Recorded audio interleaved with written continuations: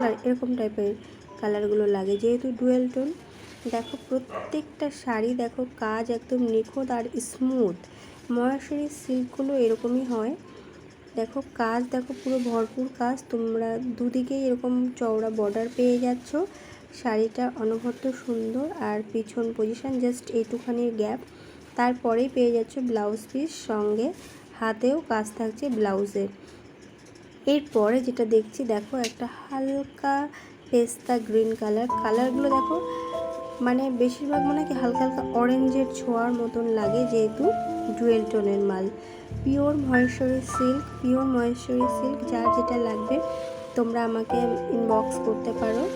তোমরা আমাকে ইনবক্স করে তোমরা অর্ডারটা ডান করতে পারো। দেখো এই ধরনের কালার কম্বিনেশনগুলো খুবই আনকমন। প্রত্যেকটা যে কটা আমি শাড়ি দেখাচ্ছি খুবই আনকমন। দেখো আবার দেখো ভিতরে হালকা সবুজ